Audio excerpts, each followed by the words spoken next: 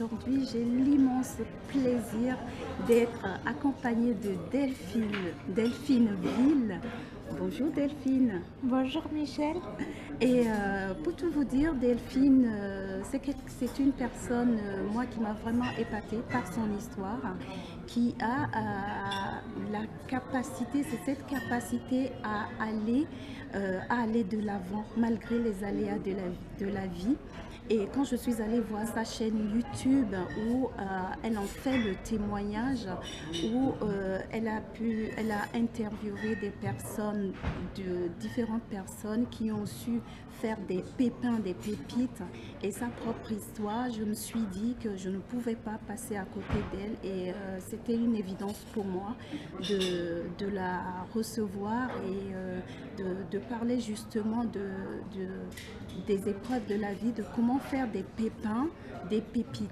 Donc merci Delphine d'avoir accepté cette interview. Écoute, merci à toi de m'interviewer, ça me touche beaucoup. Et tu sais, avant d'aller dans le vif du sujet, tu veux bien nous parler un peu plus de toi? Oui, alors moi je m'appelle Delphine Ville, j'ai une chaîne YouTube effectivement pour aider les gens à dépasser les aléas de la vie. J'ai vécu une épreuve il y a une quinzaine d'années. Quand j'ai 19 ans, j'ai une océonécrose, c'est-à-dire une destruction des cartilages au niveau des hanches. Et ça a été un moment très douloureux dans ma vie. Et depuis, j'ai des prothèses de hanches et elles représentent ma délivrance, mon souffle de vie.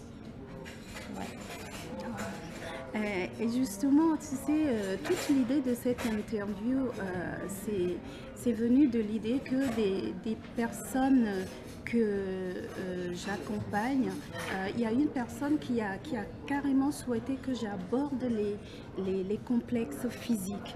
Le fait que elle-même, elle est complexée par rapport à son corps et que du coup, ça fait qu'elle ne s'autorise pas à aller dans une relation amoureuse, tu vois. Et de ce que tu viens de décrire, forcément, il y a un impact physique. Oui. Et je voudrais que tu nous dises comment tu vis avec ça, en fait. Écoute, je te dirais que je le vis normalement. J'avoue que ça ne s'est pas fait du jour au lendemain. Il y a des années et des années de travail derrière. Au début, enfin, j'ai longtemps refusé mon handicap parce que voilà, j'étais différente, je pouvais pas faire comme tout le monde. J'ai un corps différent, j'ai une scoliose, j'ai des prothèses de hanches, donc quand je marche, je suis déhanchée, ça se voit. Mais en fait, je dirais que là n'est pas l'important. L'important, c'est ce que je dégage physiquement, ma sensibilité. En fait, je pense que les gens, quand ils me voient, ils ne remarquent plus ça. Ils remarquent tout ce que je dégage. Ben voilà, je sais pas si c'est clair, si ça te suffit comme réponse. Mais écoute, moi, c'est très important ce que tu viens de dire. C'est vrai que quand on est en ta présence, c'est pas ça, c'est pas sur ça qu'on arrête, comme tu le dis. Je veux dire, tu vois, ce magnifique sourire que tu es en train de faire là, on est en présence d'une belle personne. On est en présence de, tu vois, ce sourire que tu as, ce côté avenant que tu as. Et effectivement, tu me diras, quand on enlève le focus sur ce qui nous embête et qu'on met le focus sur, comme tu dis, sur une belle présence, à être à propos des gens, à mettre le focus sur ce qu'on a à apporter au monde, ça fait une différence. Oui, voilà, tout à fait. Je dirais que à partir du moment où on est bien en soi, où on oublie tous nos défauts, les autres les oublient. Les autres ne les voient plus. Et ça, c'est très important. Absolument. Parce que finalement, on a tous des complexes. Il y a une personne qui va se trouver trop grosse, une autre qui va se trouver trop petite. Moi, par exemple, je vais vous dire, je vais vous dire un de mes complexes. Je trouve que je suis trop petite. Bon, là, vous le voyez pas, mais je dois mesurer 1,50 m. Donc c'est petit. Là, j'ai un coussin sous moi. Elle nous dit tout là, elle nous dit Voilà, voilà, je vous dis tout. Je vous dis tout parce que il faut que vous décomplexiez. tout. Excellent, j'adore. Donc elle a balancé un complexe, j'en trouve un aussi. Et toi qui nous écoutes, dis-nous justement, c'est très intéressant ça. Dis-nous tes complexes. De quoi quels sont tes complexes, un complexe physique on est en train, ou autre, hein, et qui t'empêche d'être, tu vois. Et donc ce que tu es en train de dire, je réfléchis. Alors, en parlant de complexe, il n'y a pas que Delphine qui va en balancer, je vais en dire aussi. Euh, mais je me soigne depuis. Enfin, je dirais j'avais, c'est beaucoup mieux, mais moi ce sont mes jambes. Et franchement, pendant des années, et comme je dis, je me soigne parce que je m'accepte de plus en plus, mais je te promets que pendant des années, je me suis vécue comme j'ai pas de belles jambes. Je sais pas si j'ai de belles jambes ou pas, mais aujourd'hui, je dis c'est ok. Mais c'est parce qu'à l'école, quand on faisait du sport, je sais pas pourquoi, les filles me disaient Adidas mollet. Du coup, moi, Adidas mollet, je voyais, c'est comme si j'avais de gros mollets, quoi, mais vraiment. Et donc, quand quelqu'un me dit que j'ai de belles jambes, j'ai vraiment littéralement l'impression qu'on se fout de moi. Et c'est quand j'ai commencé à regarder objectivement, à dire, ok, j'ai peut-être pas les jambes d'Adriana Carambeau, d'accord, mais je dis, mais ça va, quoi, tu vois. Et un jour, je me suis réveillée, j'ai mis un tout petit short que je mets jamais pour sortir. Je dis, ok, là, je vais sortir comme ça. Et ben, je dis, ben, mes jambes, elles sont ce qu'elles sont. Oui. Je ne vais pas les changer maintenant. Je sais que c'est pas évident, mais c'est comme ça. Et voilà, c'est pour ça que je dis, je m'accepte. Mais avant, je n'acceptais pas. Je trouvais vraiment que j'avais des Oui, oui, oui. Adidas mollets, quoi. Voilà, Voilà, moi, c'est fait. voilà, voilà. Tu avais tes défauts. Et en fait, le fait de s'accepter, c'est vraiment important parce que à partir du moment où on s'accepte, les autres vont nous accepter et donc on va rayonner quelque chose, on va impacter le monde. Et ça, c'est très important, je pense, de le mentionner. Absolument, tu l'as dit. Est-ce que ça ne revient pas à acceptation de soi, amour de soi aussi? Ben, c'est ça parce que s'accepter, c'est s'aimer finalement. Bon, alors, je vous avoue que il y a des jours, je m'aime pas, mais bon, je pense que ça fait partie de la vie parce que c'est dur de s'aimer tous les jours. Mais voilà, si je m'aime pas, j'accepte cette partie-là de moi. Je la refoule pas. Je me dis, ok, aujourd'hui je m'aime pas, mais demain je m'aimerai. Et même quand tu dis, c'est vraiment un point hyper important que tu es en train de soulever, l'acceptation de soi, l'amour de soi.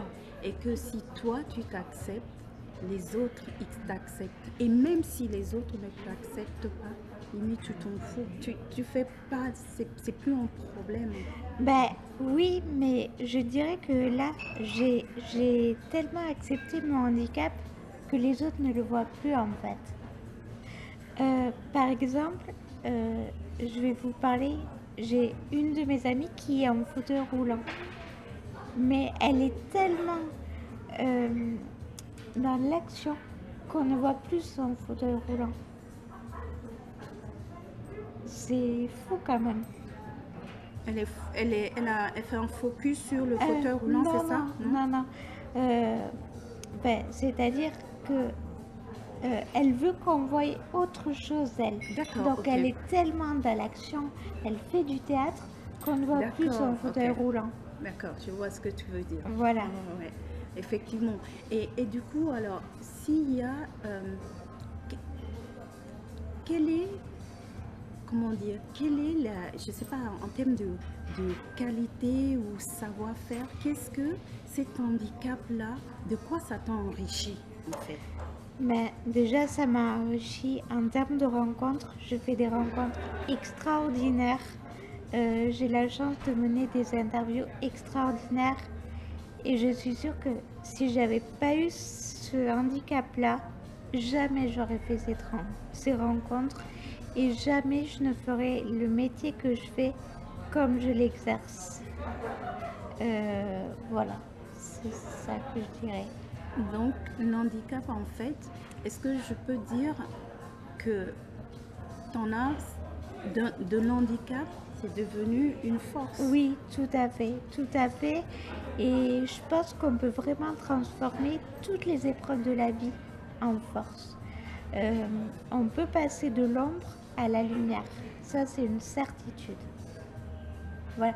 Et moi, ce que j'aime apporter aux autres, c'est de la positivité, de la joie de vivre, les contaminer de ma joie de vivre. C'est ça que j'aime. Et ça, je vous invite à aller voir sur la chaîne YouTube, parce que sur ta chaîne YouTube, il y a pas mal de choses. Vous verrez toutes les interviews que Delphine a pu faire. Vraiment, il y a de très très belles leçons de vie dans ton parcours, en fait, non? Oui, oui, oui. Alors, j'ai interviewé pas mal de personnes. Là, j'ai 4 interviews sur le feu. Donc, je suis super heureuse. Voilà, j'ai vraiment hâte de faire ces interviews parce que c'est vraiment ma passion, les interviews.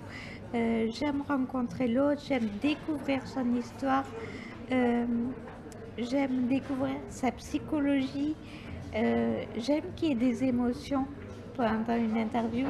Ben voilà, c'est tout ça. Oui, j'aime vraiment découvrir ce qu'il y a en l'autre.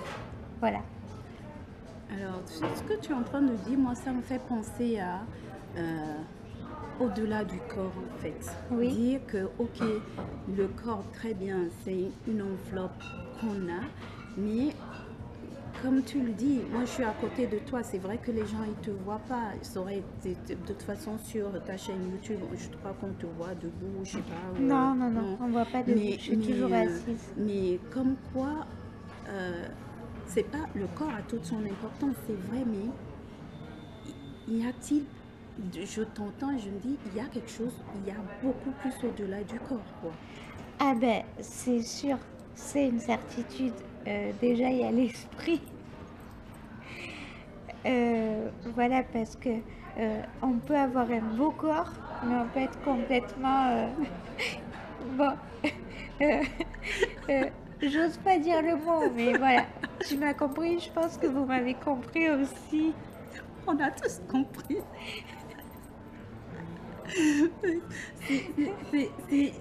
En fait, quand on regarde, c'est les limites, c'est les représentations mentales qu'on se fait, quoi. C'est Voilà. nous qui nous limitons plus qu'autre chose. Hein. Oui, oui, oui, oui, oui, absolument. On se limite tous. Alors là, ce matin, j'ai posté une citation sur ma page Facebook. C'était ce n'est pas parce que c'est difficile que nous n'osons pas faire les choses, c'est parce que nous n'osons pas faire les choses qu'elles sont difficiles. Voilà. Et ça, c'est de Sénèque. Et enfin, je trouve que c'est vrai. Voilà, c'est ce que tu disais. On se met souvent des barrières alors qu'il n'y a pas lieu d'être, en fait. Absolument.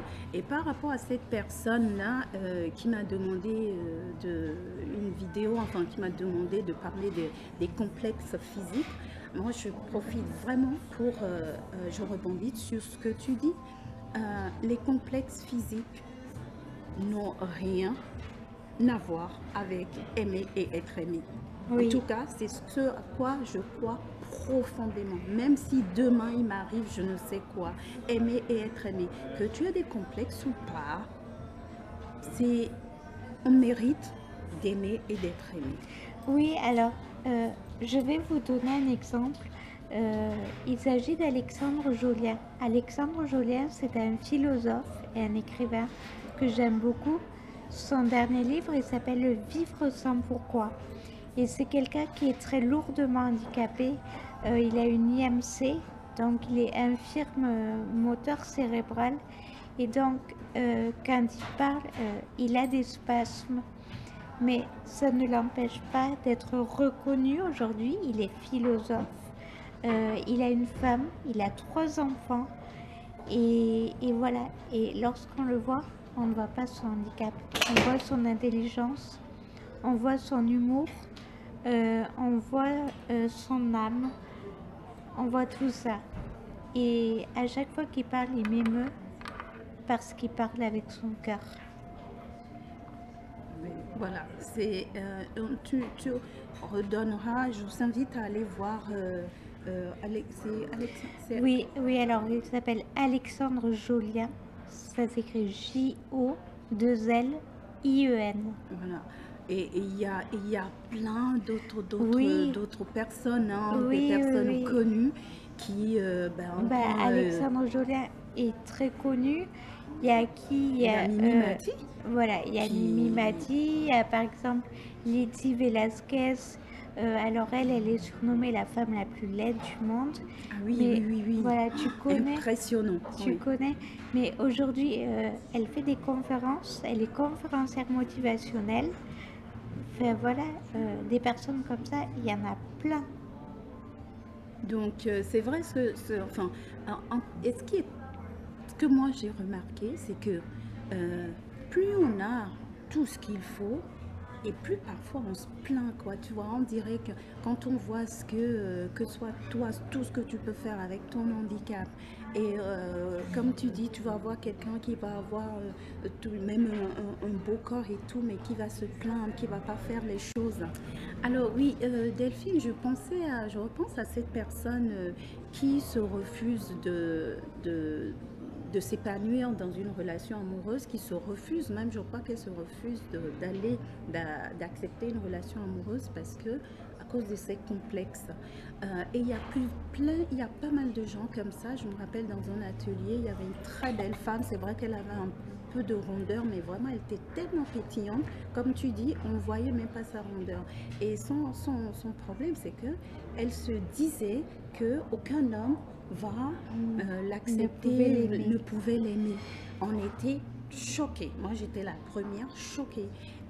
Donc, il y a pas mal de gens comme ça, à cause de complexes physiques ou autres, mais surtout physiques, qui ne souffrent pas la relation amoureuse. Qu'est-ce que tu pourrais dire à ces gens-là?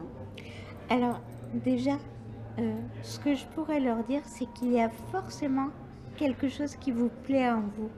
Ça peut être votre sensibilité, votre douceur, je sais pas, d'autres qualificatifs. Je sais pas si Et tu as même, des exemples. et même sur le plan Voilà, physique, hein, et il y a même forcément sur- quelque chose voilà, qui nous plaît. voilà, même sur le plan physique, ça peut être votre sourire, ça peut être, je sais pas, vos jambes, ça peut être vos mains, enfin voilà.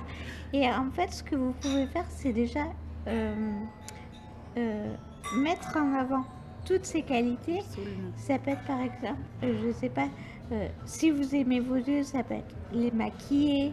Voilà, c'est ça. En fait, c'est déjà se mettre en valeur avec ce qu'on a et ne pas se focaliser sur ce qu'on n'a pas. Parce qu'en fait, plus on va mettre en valeur ce qu'on a et plus on va devenir attirant pour les autres. Et après, les autres ne verront plus nos complexes finalement. Absolument, c'est très, très, très important ce que tu viens de dire. Je crois que c'est l'une des clés, en tout cas, par rapport au complexe, par rapport à l'handicap, par rapport à ces deux attitudes, en fait. Soit on fait un focus sur ce qu'on trouve qui ne va pas chez nous, ou bien, enfin, on met en avant, comme tu dis, les qualités, les choses qu'on aime chez nous. Tu vois, moi, même sur le plan physique, ma politique, c'est que ce que je trouve bien chez moi, je mets en avant. En fonction de la forme de mon corps, par exemple, je mets des habits qui vont me mettre en avant, tu vois, les parties que j'aime chez moi. Et je vais éviter d'aller mettre des habits, par exemple, qui vont me défavoriser, tu vois. Mm. Donc c'est super important. Je crois qu'il y a l'acceptation de soi, si je résume, l'acceptation de soi, donc il revient à l'amour de soi, et le fait concrètement de mettre le focus sur ce qu'on aime chez nous. Voilà, c'est ça. Et en fait, l'acceptation de soi, ça amène à l'amour de soi. C'est à partir du moment où on s'accepte qu'on peut s'aimer. Absolument. Mais moi, je pense que on va conclure là-dessus. Et ce que je vais vous demander à vous qui nous écoutez, c'est de regarder, si vous voulez partager ou commenter, c'est quoi vos complexes. Et ok, très bien, vous êtes comment dire, vous êtes conscient des complexes, très bien. Mais alors, question pour toi. Qu'est-ce que tu pourrais mettre en avant chez toi qui va t'emmener à plus dans l'acceptation de toi ou l'amour de toi? Donc, réponds à cette question et surtout à cette personne. Je ne me rappelle pas son prénom, mais bon, c'est pas grave. C'est quelque chose qu'elle a dit. Elle a dit quelque chose que beaucoup de gens pensent pas en fait. Donc, qu'est-ce que trois choses, voilà, ton homework. Trois choses que tu peux mettre en avant, trois choses que tu aimes chez toi, que tu peux mettre en avant, mets-nous ça dans les commentaires. Et si tu as des questions aussi, ou Delphine ou moi, ben, on se fera le plaisir d'y répondre. d'y répondre. Et qui sait, peut-être que tes questions vont nous emmener sur d'autres sujets à aborder ensemble avec Delphine, parce qu'on pourrait faire 2 heures, on a des choses à dire par rapport à ça. Donc, Delphine, je te laisse le mot de la fin pour conclure cette interview. Oui, bon, bah écoute, je te remercie infiniment de m'avoir interviewé. Ça m'a beaucoup touchée et j'espère que je vous ai aidé. J'espère que mon histoire vous a inspiré et n'hésitez pas à me poser des questions si vous en avez. Je me ferai un plaisir de vous répondre. Donc, Voilà. donc pour te retrouver, je mettrai mon commentaire. Tu es sur Facebook, tu as Oui. une page Facebook. C'est quoi le nom de ta page? Oui, alors c'est Delphineville-Delfinitivement Positif. Excellent. Ok. Je mettrai tout ça en commentaire. Et sur Internet, tu es sur Internet aussi, tu as un blog, non? Non, alors ma chaîne YouTube c'est Delphineville, tout simplement. D'accord. Donc moi je t'invite à aller regarder pour savoir un peu plus. Il y a plein de belles leçons de vie. Alors oui, il y a plein de belles leçons de vie et il y a plein de belles leçons de vie à venir. Et voilà, j'ai très hâte de faire ces interviews et je m'en réjouis d'avance. Donc, ce que tu vas faire, c'est que tu peux aller suivre Delphine, t'abonner à sa chaîne et aussi, si cette vidéo cette interview t'a inspiré, like et partage pour que ça fasse aussi une boule de différence. neige. Voilà, exactement. Et écoute mon cher Céliconscient ou Céliconsciente, ou toute personne qui nous écoute, en entendant de se retrouver, vivez pleinement et consciemment. Allez, consciemment vôtre. Bye bye. Bye.